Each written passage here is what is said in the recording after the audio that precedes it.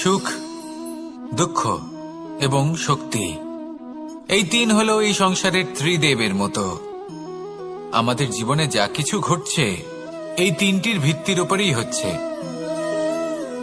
আসলে এই সংসারের একটা নিয়ম আছে, যখনই আপনি কিছু লাভ করেন এই সংসার আপনার পরীক্ষা নেয়।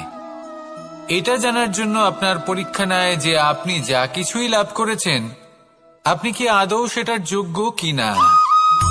ঠিক সেইভাবেই এই সুখ, দুঃখ এবং শক্তি আপনার পরীক্ষা নিয়ে থাকে। যখন সুখ আসে তখন সে আপনার পরীক্ষা নেয় যে আপনার মধ্যে অহংবোধ জাগ্রত হয়নি তো। যদি অহংবোধ চলে আসে তাহলে সুখ সেখানেই সঙ্গ ত্যাগ করে। দুঃখ আপনার ধৈর্যের পরীক্ষা নিতে থাকে, আর যদি আপনার মধ্যে ধৈর্য না থাকে তাহলে এটা আপনাকে আরো বেশি দুঃখের গভীর অন্ধকারে ঠেলে দেবে। সেখানে শক্তি পরীক্ষা নেয় আপনার বিনম্রতার। যদি আপনি বিনম্র না হন তাহলে হয় এই শক্তি আপনার সঙ্গ ত্যাগ করবে, নয় এই শক্তি বিনম্রতার অভাবে আপনার পতনের কারণ হতে পারে। এই সংসারে যে কোনো ব্যক্তি যিনি এই পরীক্ষায় উত্তীর্ণ হয়ে থাকেন এই জীবনে তিনি সাফল্য লাভ করেন। আসুন আমার সাথে ভালোবেসে বলুন, রাধা রাধা।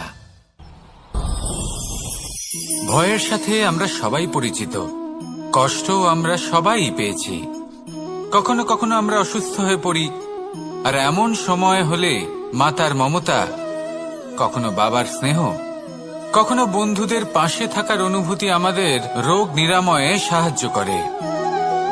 কখনো যদি আমরা নিরাশ হয়ে পড়ি, তখন যদি আমাদের কোনো আপনজন আমাদের দুটো ভালো কথা বলে তখন আমাদের মনোবল বেড়ে যায়। ঠিক তেমন সংসারের এই রঙ্গমঞ্চে যদি আপনি পীড়িত অনুভব করেন, কিছু শুভ কথা আলোচনা করুন, কিছু স্তুতি গান করুন, কিছু মুহূর্তের জন্য হলেও নিজের ইষ্টদেবের কথা স্মরণ করুন আর প্রার্থনা করুন। সাহস বাড়বে, শক্তিও বৃদ্ধি পাবে এবং সামনে এগিয়ে চলার পথও দেখতে পাবেন। তখন এই মন প্রসন্ন হয়ে বলবে, রাধা রাধা। এই সংসারে কখনো কোনো ব্যক্তিকে তার বাইরের পোশাক দেখে বিচার করার চেষ্টা করবেন না, এটা খুব বড় ভুল করবেন। যেমন আমরা জীবনে অনেক সময় এমন করি, ধরুন কোথাও একটা গাছ দেখলাম, খুব বিশাল আকারের একটা গাছ যেটা মাটির থেকে অনেক উঁচুতে পৌঁছে গেছে, যার বিশাল শাখা আছে। সেগুলো দেখে আমরা ভাবি যে এই গাছে হয়তো কত সুস্বাদু ফল আছে, আমরা সেই গাছের পরিচর্যা করতে থাকি। আবার অন্যদিকে হলো একটি তৃণ যেটা মাটি থেকে কিছুটা উঁচুতে পৌঁছেছে, কিন্তু সেই তৃণর নিচে, মাটির নিচে অত্যন্ত সুস্বাদু ফল বা সবজি জন্ম নেয়, যা আমাদের স্বাস্থ্যের পক্ষে অত্যন্ত উপকারী। সেই জন্য কখনো আবরণ দেখে কাউকে বিচার করতে চেষ্টা করবেন না। তার বদলে এটা বোঝার চেষ্টা করুন যে আপনার সামনে যে ব্যক্তি আছে বা বস্তু আছে তার বিশেষত্ব কি। যদি এই বিশেষত্ব বোঝার ক্ষমতা আপনি অর্জন করেন, যদি এই শিল্প আপনি নিজের ভেতরে জাগ্রত করেন, তাহলে এই সংসারে বিশেষত্ব কি সেটা আপনি জানতে পারবেন। আর এই সমস্ত খেলা দৃষ্টি থেকে নয়, দৃষ্টিভঙ্গি থেকে জন্ম নেয়। দৃষ্টিভঙ্গি সবসময় শুভ রাখুন আর আমার সাথে ভালোবেসে বলুন, রাধা রাধা। যখন আমরা কোনো বনে প্রবেশ করি তখন এই সবুজ ঘাস দেখে, এই কোমল ঘাস দেখে আমাদের মন প্রফুল্ল হয়ে ওঠে। ভিন্ন ভিন্ন প্রজাতির ফুল, ভিন্ন ভিন্ন রঙের ফুল দেখে এই মন আনন্দে ভরে ওঠে। এখানে শিশুরা আনন্দ লাভ করে, বড়রা ভোজন গ্রহণ করেন, কথাবার্তা বলেন, হাঁটাহাঁটি করে বেড়ান। এবার ভেবে দেখুন, যখন এই উপবনের নির্মাণ হয়েছিল সেই সময় যদি এই মাটিকে সঠিকভাবে খনন না করা হতো, যদি তাতে সঠিকভাবে বীজ রোপণ না করা হতো, যদি কোনো সংঘর্ষ না হতো, পরিশ্রম না করা হতো, যদি চলতে চলতে পায়ে কাঁটা না বিঁধে যেত, তাহলে এই সুন্দর বন দেখে আমরা কি এই আনন্দ লাভ করতে পারতাম? কখনোই নয়। ধরুন কোনো নদীর তটে সুন্দর একটি বন আছে, সেই বনের আনন্দ লাভ করতে গেলে আপনাকে সেই নদী পার করতেই হবে। যদি সুখের নদীর কাছে পৌঁছতে চান তাহলে তটে যে কাঁটা রয়েছে সেগুলোর সাথে সংঘর্ষ করতেই হবে। এই সংসারে যদি আপনি সুখ লাভ করতে চান তাহলে সুখ লাভের এই যাত্রা শুরু করতে হবে সংঘর্ষ দ্বারা। তাহলে সংঘর্ষকে স্বাগত জানান, এর পেছনেই সুখ রয়েছে যা আপনার জন্য অপেক্ষা করছে। এবার হাসুন আর আমার সাথে ভালোবেসে বলুন রাধা, বলুন রাধা, বলুন রাধা। জীবনে কিছু শেখা অত্যন্ত গুরুত্বপূর্ণ। এবার কি কি শিখতে হবে সেই সব শেখানোর জন্য অনেক শিক্ষক রয়েছেন, কিন্তু কি শিখবেন না আর কি করবেন না এটা আমাদের নিজের অভিজ্ঞতা দিয়ে শিখতে হয়।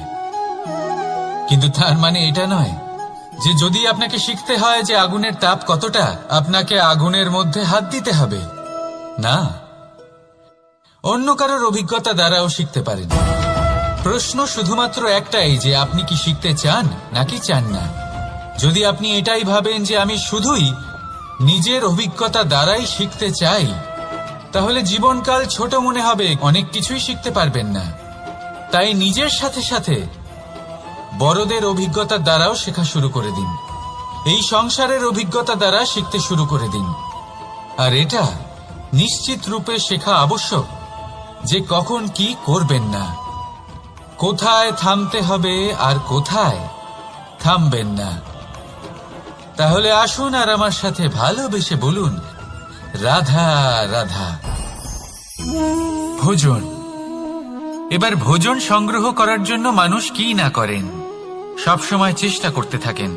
ফসল উৎপাদনের জন্য অনেক পরিশ্রম করতে থাকেন, কিন্তু অনেক সময় অনেক পরিশ্রম করার পরেও ফসল ভালো উৎপাদন হয় না। এর কারণ কি?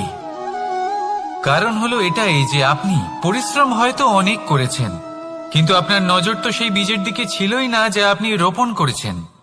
সেই জন্য সব সময় কোনো বীজ রোপণ করার আগে তাকে পরখ করে দেখুন, তা অত্যন্ত আবশ্যক। আর সেইভাবেই যখনই কোনো কর্মের প্রশ্ন আসে তাহলে সেখানে শুধুমাত্র পরিশ্রম যথেষ্ট নয়, সেই কাজের প্রতি আপনার কর্তব্য কি, আপনার উদ্দেশ্য কি সেটা জানা হলো অত্যন্ত গুরুত্বপূর্ণ। তাই কর্ম করুন, কিন্তু সেই কর্মের প্রতি আপনার যা উদ্দেশ্য তার মাহাত্ম্য বুঝতে চেষ্টা করুন। তাহলে আসুন আমার সাথে ভালোবেসে বলুন রাধা রাধা।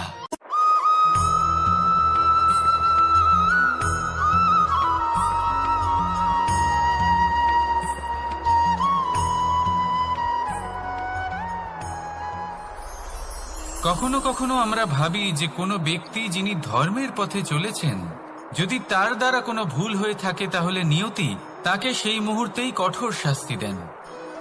কিন্তু সেই সব মানুষ যারা সংসারের সবথেকে বড় অধর্মী, বহু নিকৃষ্ট মানের কাজ করেন, তাদের নিয়তি অনেক সুযোগ দেন। তাদের নিয়তি এরকম কঠোর প্রহার করেন না। এই ভাবনা কখনো না কখনো মনে আসেই। ভেবে দেখুন কেন? আসলে জীবনকে বেশিরভাগ মানুষ একভাবেই দেখে থাকেন, বিভিন্ন স্তরে একে দেখা উচিত। এবার আপনি বলুন, এই সংসারে কোনো অধর্মী কখনো প্রেরণার উৎস হতে পারেন? কখনোই নয়। যে মানুষ নিজের আত্মাকে মলিন করে ফেলেছেন তিনি এই সংসারকে কিভাবে প্রেরণা যোগাবেন? উনি নিজেই বুঝতে পারেন না কোনটা করা উচিত, ধর্ম কোনটা। তাই নিয়তি তাকে একটা সুযোগ দেন, এটা বোঝার সুযোগ দেন যে কোনটা উচিত, কোনটা ধর্ম। সুযোগ দেন নিজের বিবেক জাগিয়ে তোলার, তাকে সুযোগ দেন নিজের অন্তরাত্মার ডাক শোনার। যখন তাতেও কাজ হয় না, তখন নিয়তির কাছে একটাই পথ বাকি থাকে, আর তা হল মহাবিনাশ। মহাবিনাশ হয়তো দেরিতেই আসতে পারে, কিন্তু তা অবশ্যই আসবে। আর যখন মহাবিনাশ আসে তখন মহাবিনাশের যন্ত্রণা সমগ্র মানব জীবনের যন্ত্রণার থেকে অনেক বেশি হয়। এই কথাটা সবসময় মনে রাখবেন। আর অন্যদিকে যে মানুষ ধর্মের পথে চলছেন তার দ্বারা যদি কোনো ভুল হয়ে থাকে তখন নিয়তি তার পরীক্ষা নেন। কিছুক্ষণের জন্য মানুষের মনে হতে পারে নিয়তি তাকে কঠোর শাস্তি দিয়েছেন। এই সংসারে সব থেকে বড় ব্যক্তি কে?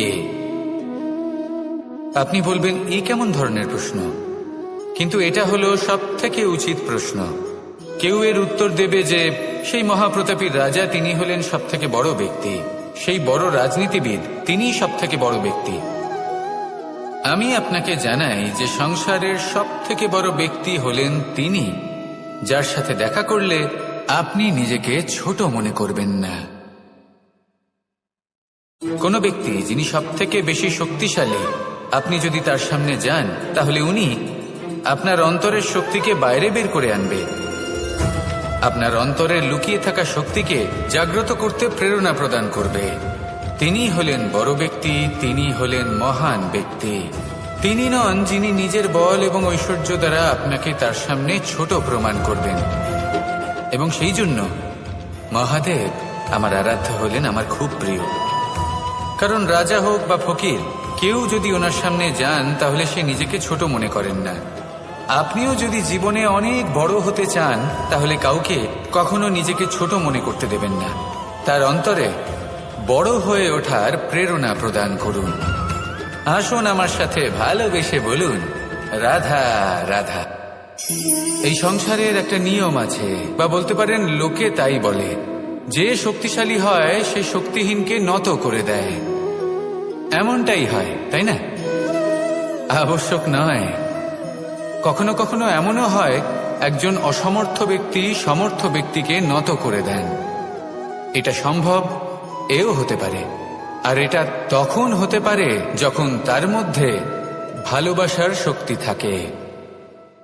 ভালোবাসার শক্তি এই সংসারে সব থেকে বড় শক্তি হয়। এই ভালোবাসার শক্তি দ্বারাই নির্ধন সুদামা আমাকে দিয়ে নিজের পা ধুইয়ে দিল, কিছু না বলেই, কিছু না চেয়ে।